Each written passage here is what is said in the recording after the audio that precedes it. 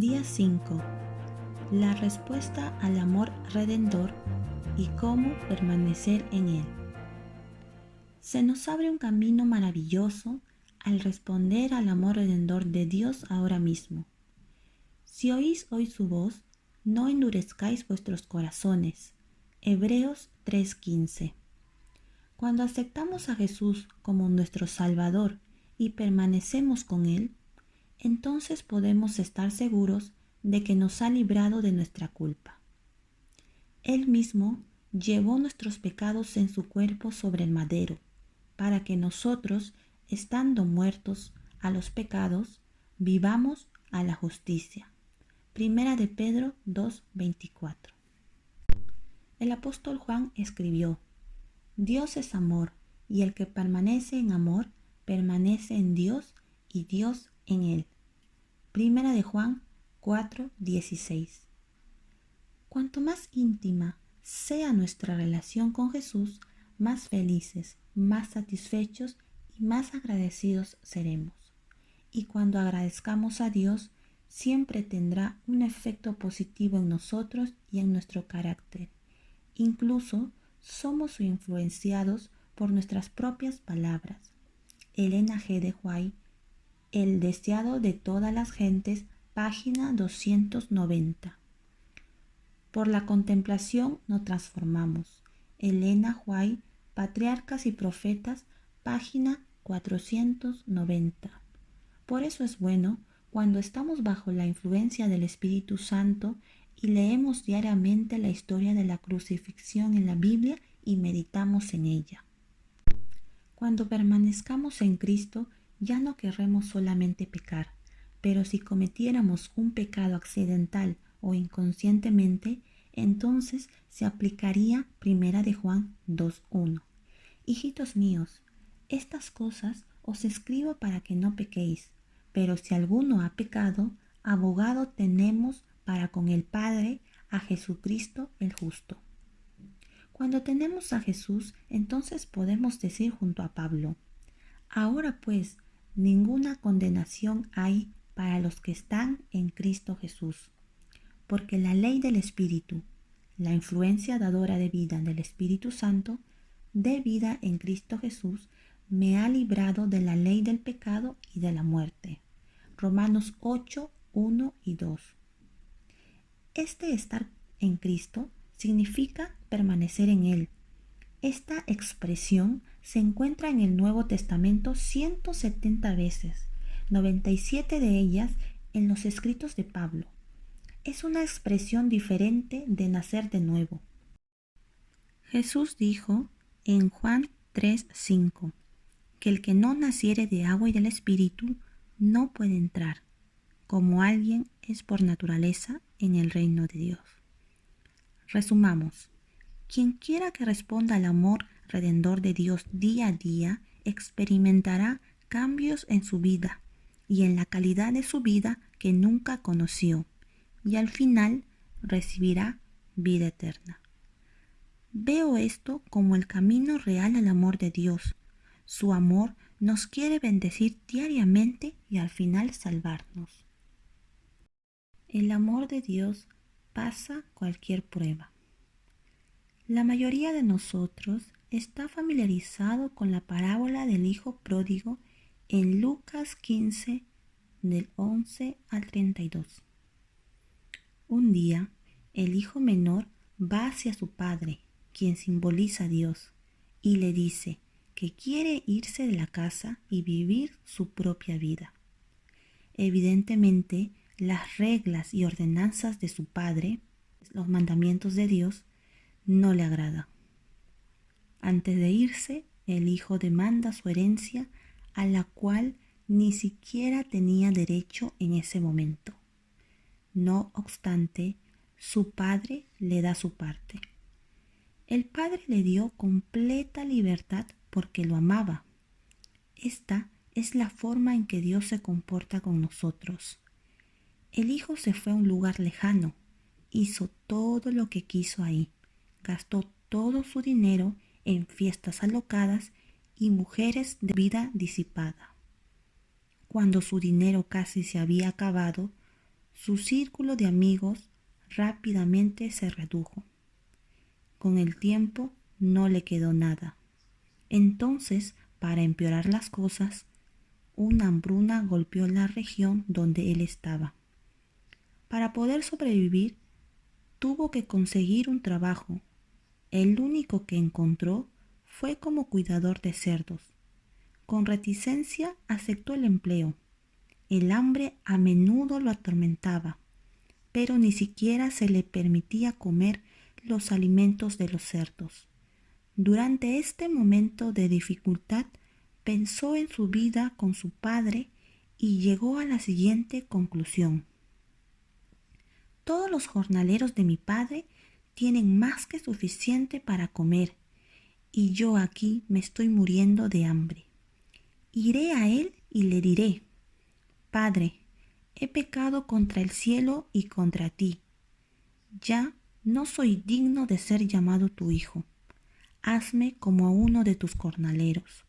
Versículos 18 y 19. Cuando nos lamentamos por haber pecado contra nuestro Padre Celestial y se lo decimos, a eso se le llama arrepentimiento y confesión en la Biblia. El hijo emprendió su viaje de regreso a su padre con sentimientos encontrados. El padre vio y reconoció a su hijo desde mucho antes de que se acercara a la casa.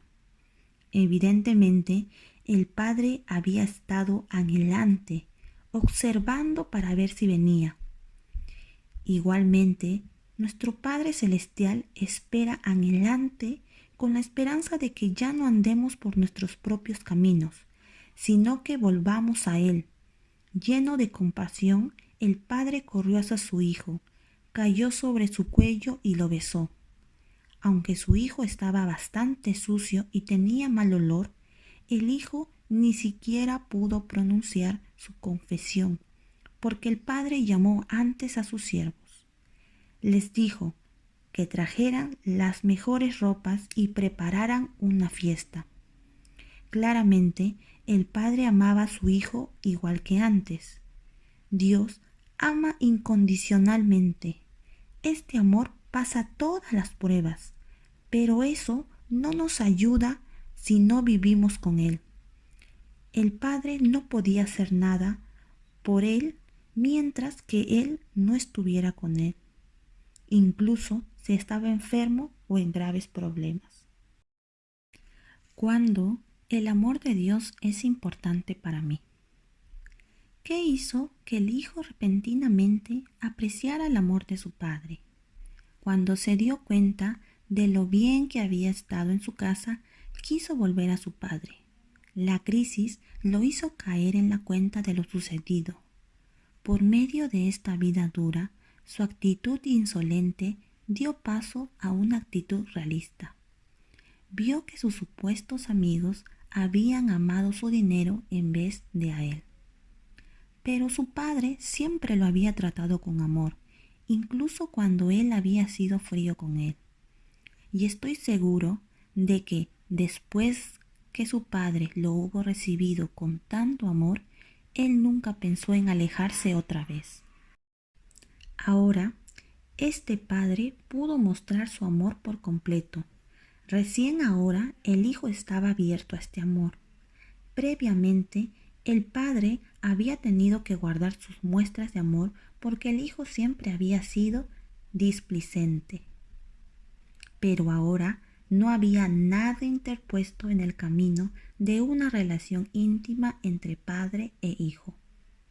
Cuando me hablo completamente a Dios, cuando confieso mi culpa y dedico mi vida a Él, entonces puedo experimentar la plenitud completa de su amor.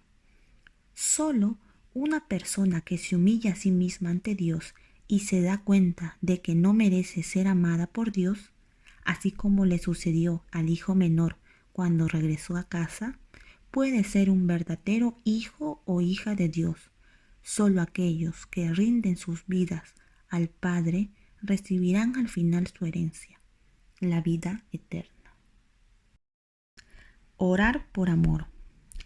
¿Qué debería hacer Si siento solo poquito amor por Dios y mi prójimo, bueno, podemos orar por lo que sea, incluso pidiendo recibir más amor por Dios y nuestro prójimo. Nuestra oración podría ser así: Querido Padre, por favor ayúdame a amarte con todo mi corazón, con todo mi ser, con todas mis emociones y con todas mis fuerzas. Por favor, obra en mí el querer como el hacer, por tu buena voluntad en este asunto. También quiero ser capaz de amar más a mi prójimo, y también ayúdame a ser capaz de amarme a mí mismo. Gracias porque puedo experimentar todo tu amor. Hazme un canal de tu amor para todo lo que me rodee. Amén. Podemos orar así para que Dios nos capacite para cumplir.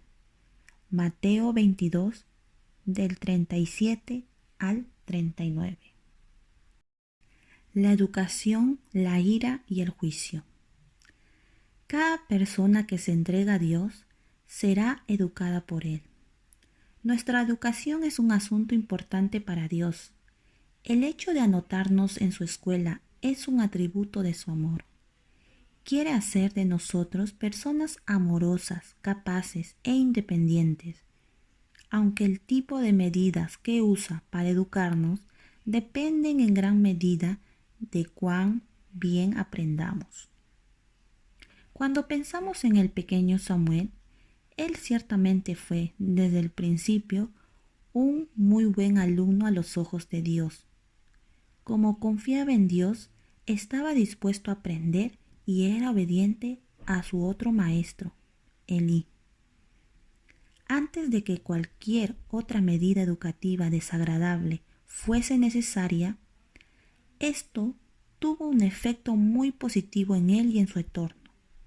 La Biblia dice: y el joven Samuel servía en la presencia de Jehová. El joven Samuel iba creciendo y haciéndose grato delante de Dios y delante de los hombres. Primera de Samuel 2, 18 al 26.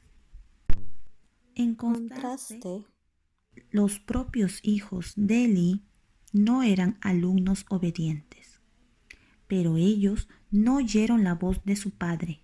Primera de Samuel 2:25. Y así sucedió que llegaron a un mal final. Provocaron la ira de Dios por su ministerio sacerdotal sacrílego. Otro atributo del amor de Dios es su ira. Al principio puede sonar extraño, pero debemos recordar que la ira de Dios no es equivalente a la ira humana. Nuestro ego generalmente juega un rol crucial en la ira humana. Por el contrario, la ira de Dios generalmente está dirigida hacia el pecado o la conducta pecaminosa. Romanos 1:18. Porque lo que el pecado trae consigo es horrible.